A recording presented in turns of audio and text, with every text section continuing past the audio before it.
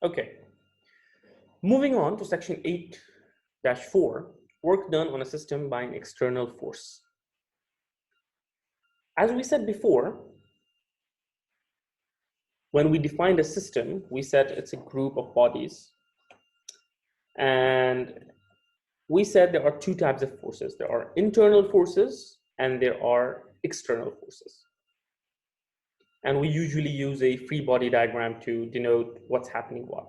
Now let's take a look at the exact same concept, but from the point of view of energy.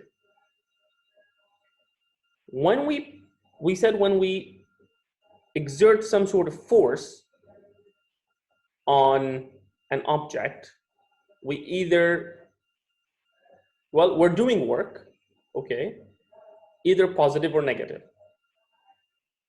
Now, if we're doing positive work on an arbitrary system, we say we are giving the energy system. We are doing the work. We are giving energy to the system.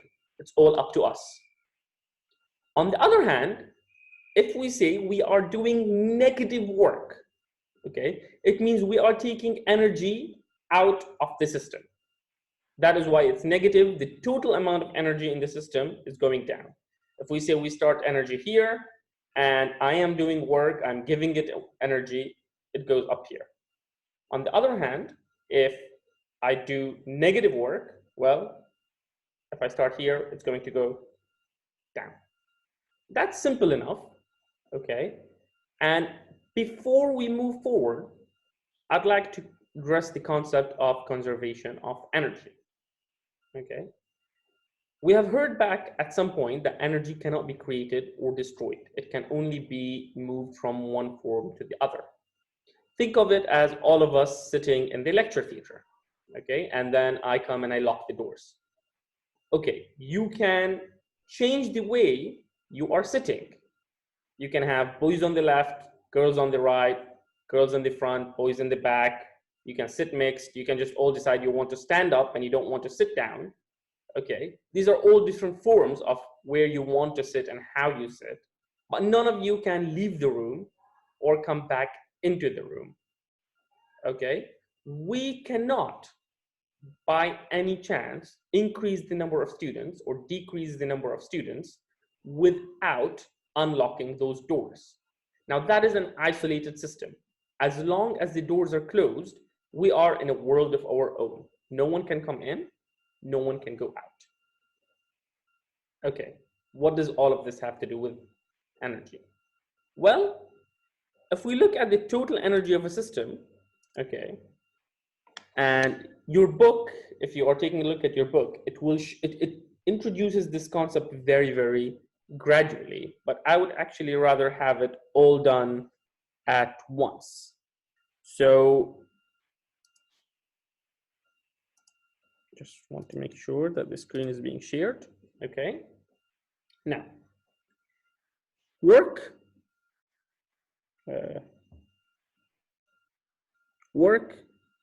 is the total change in energy. If we're doing work, we're either giving it energy or we're not. And if we're not, then we're not doing work.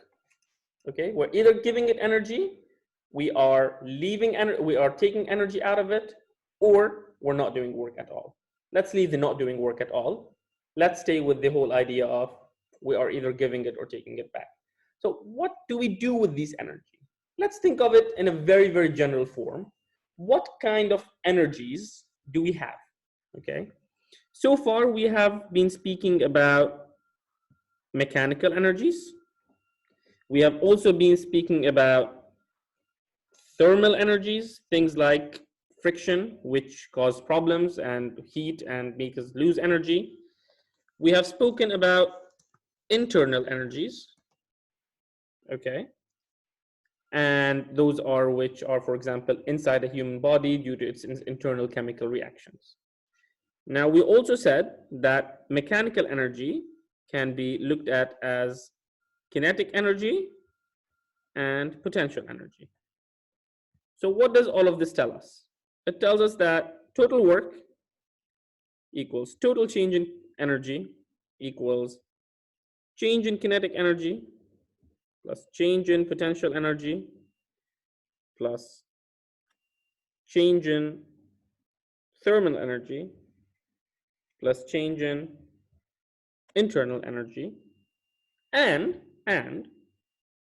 if we see this system is isolated, like our lecture theater, where no one can come in or out, or in this case, energy cannot come in or out, it means all of this has to be equal to 0. I can lose kinetic energy and gain potential energy, or I can instead, for example, lose both of those and gain thermal energy. Okay, nothing happens to internal energy. Or for example, I can do this. But the total sum of all of these has to be equal to 0 if and only if isolated system. Okay, if it is not an isolated system, then it is okay for it to not be equal to 0. Say, for example, you are at the gym and you are running on a treadmill. Okay, now the system at the moment is the room, the air in the room, you, and the treadmill. Let's forget the treadmill for a bit. Say you are running and then you decide you want to stop. You're done with your exercise for the day. Okay, what happens to this energy? A, is this an isolated system or not?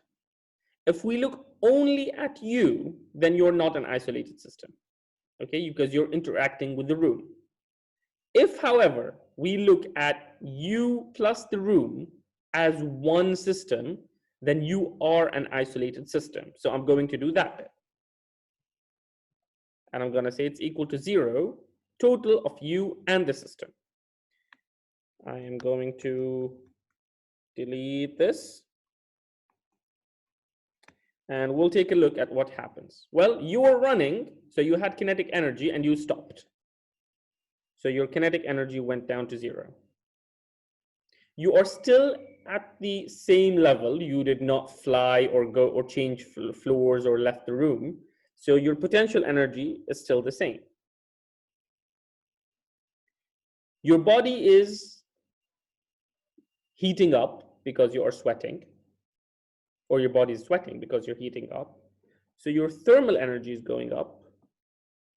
And to do all of this, you are using your internal energy in your body, your chemical processes in your body. So your internal energy is decreasing. Now the sum of 1, 2, and 3 will be equal to 0. Okay, you have lost kinetic energy and internal energy, but you have gained thermal energy. Okay, now I'll go back to the slides and we will go through this idea, this concept in a bit quicker fashion.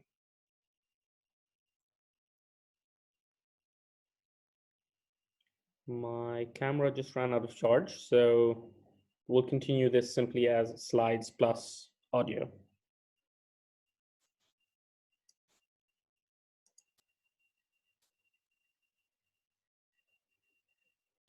Okay.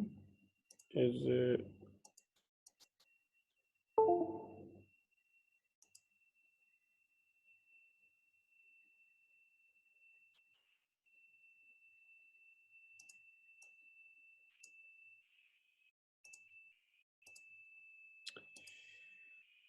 Okay.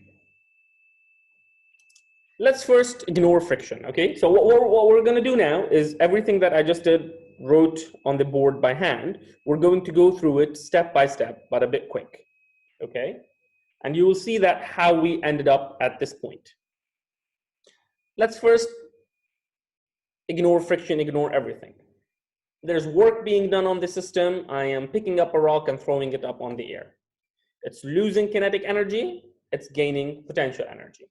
So my W is equal to my delta E mechanical. Simple enough? Simple enough. One goes up, the other goes down. What if I had friction? Now I have air resistance, or I'm sliding a bowling ball down an alley. So, you know, I have friction between the floor and the ball. What happens then?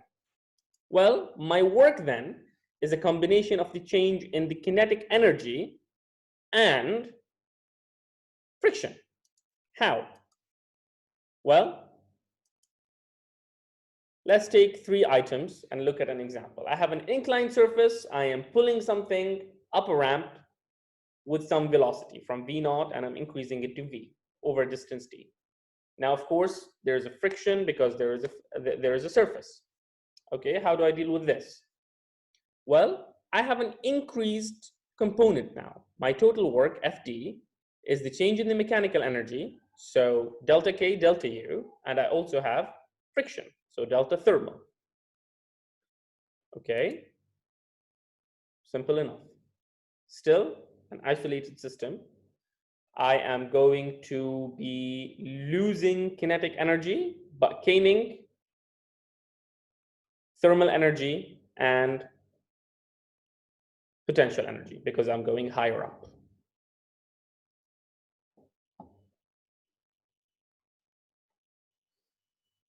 This is what we have already said. The law of conservation of energy is the total energy of a system, includes all types of energy: mechanical, thermal, internal. Okay. We have already written that down from before. And we have said that in an isolated system, the sum will always be 0.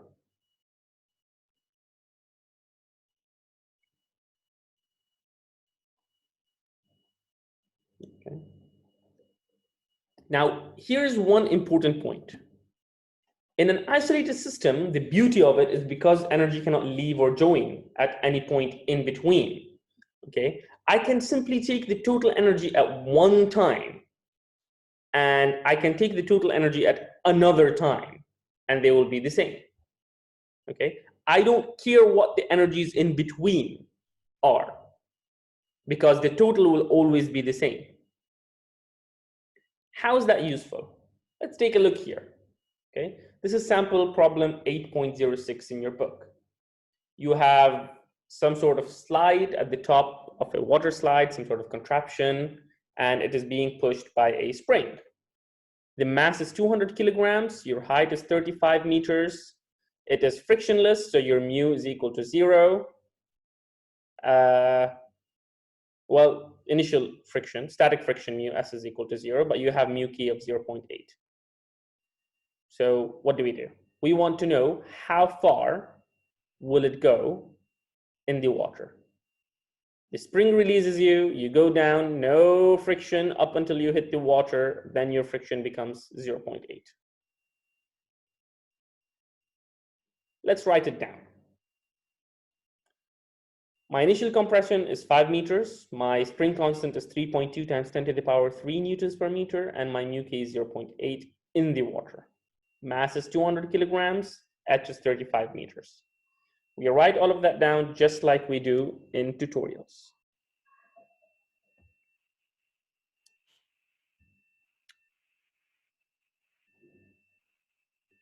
Okay.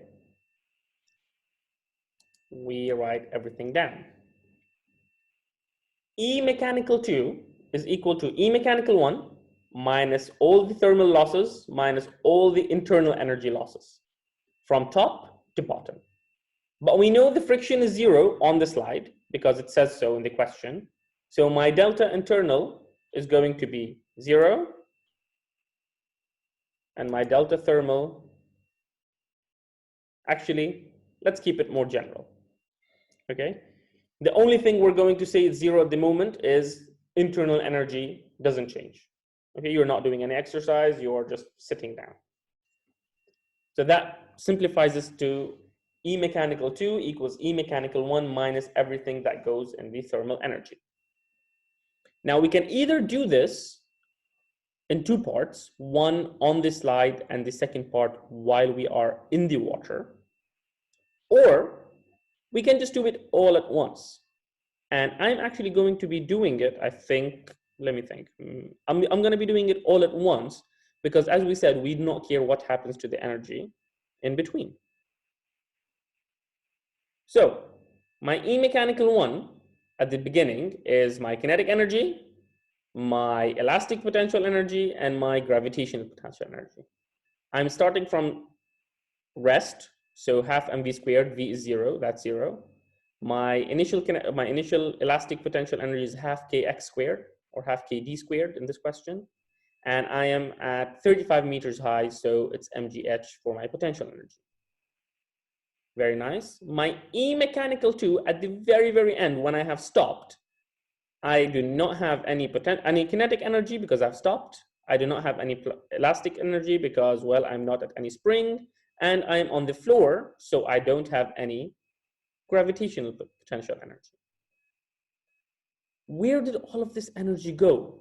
Where I started with so much, half kx squared and mgh, where did it go? It all went to E thermal. Okay, it all went to friction. And friction is mu Fn.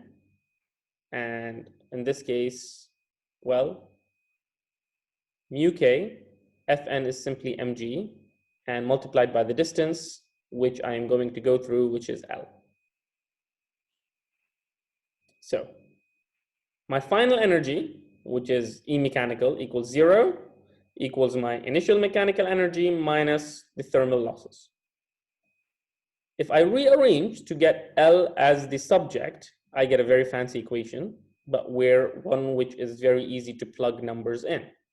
And if I plug my numbers in, it's about 69 meters. So if you're into water sports, this is a really fun thing to do.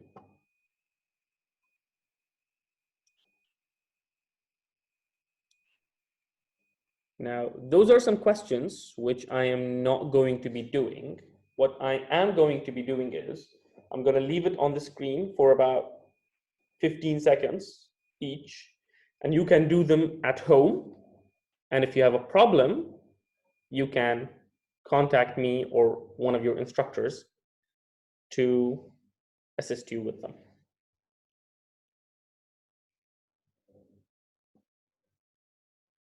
And this is another problem.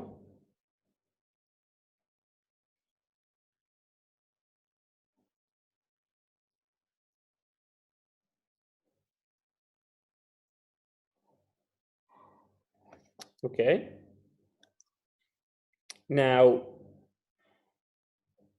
here's an important bit. We have been talking about a lot of forces and a lot of work, but we can actually do work on, we can have a force act on a system without doing work. Like what? Consider a skater who's holding on to the railing at an ice rink and then pushing the rail to move.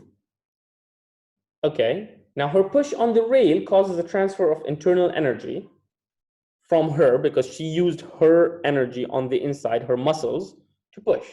And that is converted into kinetic energy. And that's why she is moving.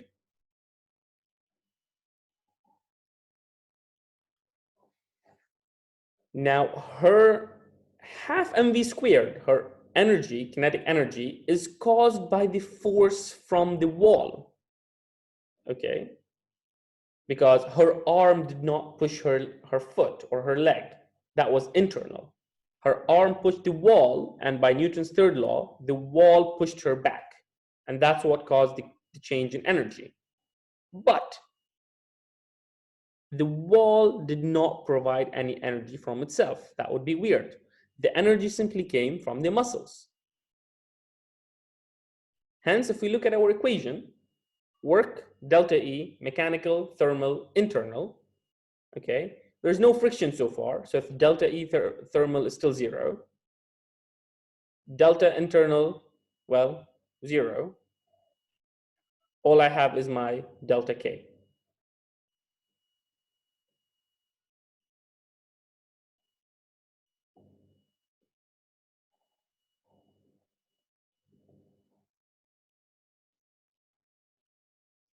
Now, we have spoken about power at some time before,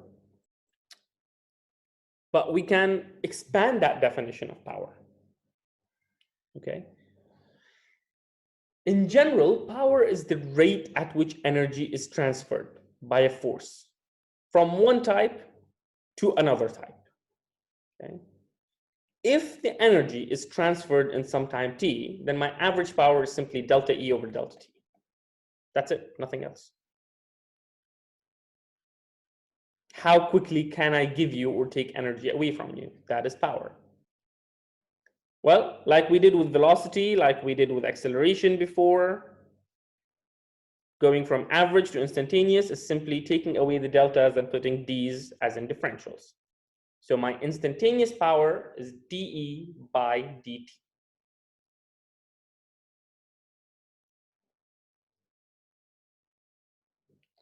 Again, here's a question for you to do at home.